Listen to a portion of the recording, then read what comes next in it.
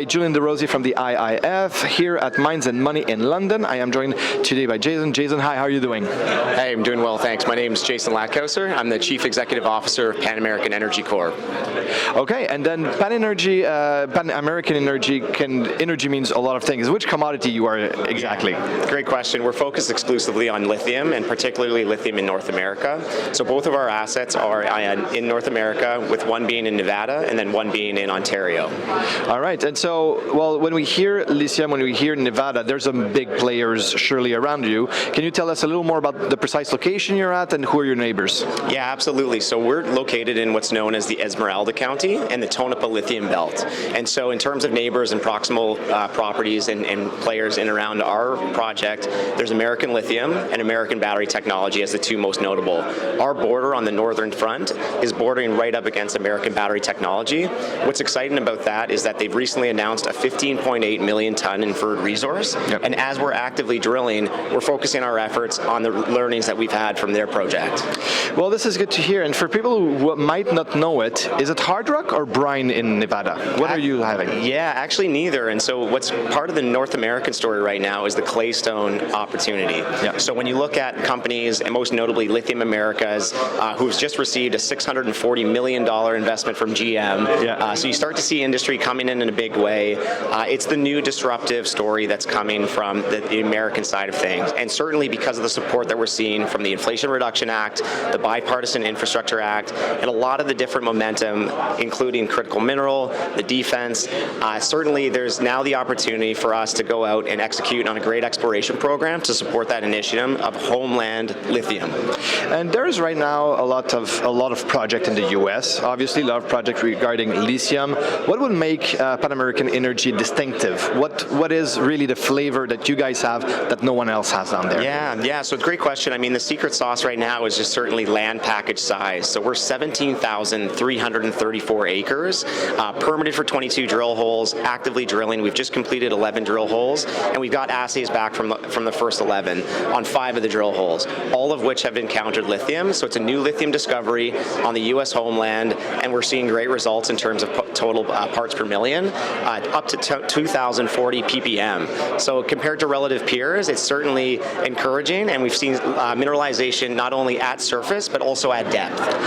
Well, those are for sure great results. So obviously any viewers that likes those kind of results are in the lithium story, go have a look on the details of the press release and the numbers. But let's try to put those numbers a bit in perspective as of clay. So basically in hard rock, it's a different ppm you're looking for. In obviously in brine, you can have lower. What kind of benchmark are you looking for in clay?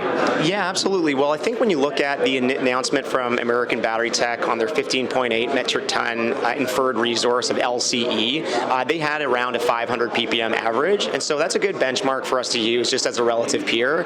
There's a lot of value accretion at the point of coming out with a 43101 or an SK 1300 compliance report, and so from our perspective, what we've observed in the first 5 assays and what we have now in terms of confidence on the go forward is just to be able to mimic and mirror those type of results, and then basically look to what will we then advance towards PEA in using of technology. And that there's a few different options that are out there.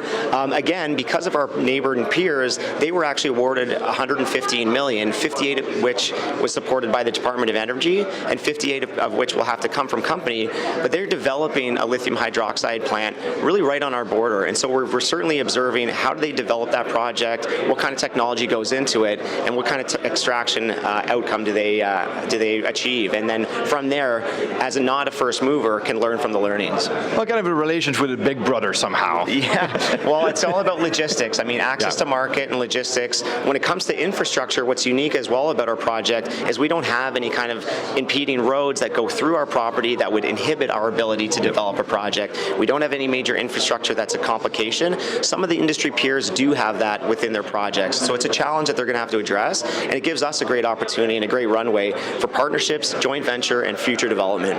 That's great. So going back to your drilling, so maybe going backwards a few months as of now, how many wells you said, how many drilling wells you said are currently being permitted, how many you have done, and what's coming in the next few months out of that? Yeah, so currently permitted for 22 drill holes. We've completed 11, and we've received assays back on 5. And so at the end of the 22 drill hole program, we anticipate that we'll have an inferred resource, 43101 compliant, which is really the initial stage. From there, we'll go on and do a further added on exploration because we'll only cover a fraction of the property. Like I said, 17,334 acres is quite big. Sizable. Sure. When you look at the relative positioning on a map, it's certainly a scale and size that's in excess of our surrounding peers and new entries and new folks that are coming into the region. So we're certainly encouraged with the land position that we have acquired. Well, this is great. So basically, we now have an idea of where you come from, where you're going. Can you tell us a bit more about the share structure? So now we know about what's there and also cash on hand at the last financials. Yeah, absolutely. So we raised $8 million back in October of 2022, $5 million of which was hard and dedicated to our U.S. assets, G&A, marketing, and advancing the company from a pubco perspective, and $3 million of which was flow through. We've highlighted a lot of the project emphasis on Nevada. We also have a great LCT, or lithium, cesium, tantalum project in Ontario, known as the Big Mac. And so that $3 million that we brought in flow through investment going directly into that project. Now the lead order on the flow through side was Sprott, so we certainly have some institutional backing. We also had support from Middlefield. In terms of capitalization and folks that are supporting us, we've got a lot of supporting underlying founders and early shareholders that are supporting it from a capital markets perspective. So we have sticky shareholders that make up, about 60% of the cap table, 20% in that flow through and financing that we completed in October, and then also lastly retail that's come in because they believe in the story. Well, great, but then when you touch about the money, you touch about $3 million flow through that has to be allocated in Canada because of the flow through, obviously. So then let's discuss a little more about that project in Ontario. Basically, $3 million is a good budget to start exploration and start knowing it. Where is it located exactly? And you discussed a bit, you have little different commodities up there. Can you also touch on that? Yeah, sure. So it's known as the Separation Rapids region. Adjacent property would be the Big Whopper from Avalon Advanced Materials.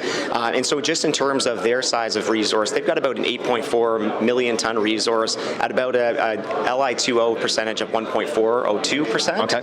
So we've done some legacy drilling, the optioner Emerald Field Resources that subsequently became Magabur Resources.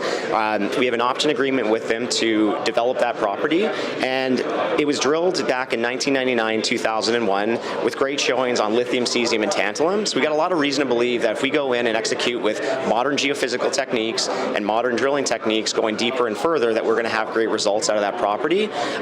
What's also encouraging about that project is that it has commercially approved from major glass and acrylics offtake partners. So if the commercial pathway is clear, the logistics to site is very clear. There's roads, drill trail access, which makes it a very compelling story for us to get to market sooner and faster. And to be honest, the demand for petalite-bearing pegmatites, although overshadowed by the spodumene story right now, is certainly very high up on the list because of the Chinese dominance of the supply chain. Absolutely. Well, this is a very, very interesting story, Jason, for sure. Two different deposits in the kind of same commodity, but with different purposes, surely. Pan American Energy, if viewers out there want to know more about the story or communicate with you, how can they do that? Yeah, so you can reach me at jason@panam-energy.com. You can also visit our website at www.panam-energy.com, and we'd be happy to field any questions, and feel free to subscribe to the newsletter if you're encouraged by the story. Well, this for sure was very, very interesting. Jason, thank you very much for your time. Again, I invite the viewers, go on the website, go get information. If you need anything else, if you have questions, as you heard, this is a very interesting conversation. Jason will be happy to take your questions. Absolutely. Thank you very much again, Jason. Thank you for the time. I appreciate the interview. Thank you. Thank you.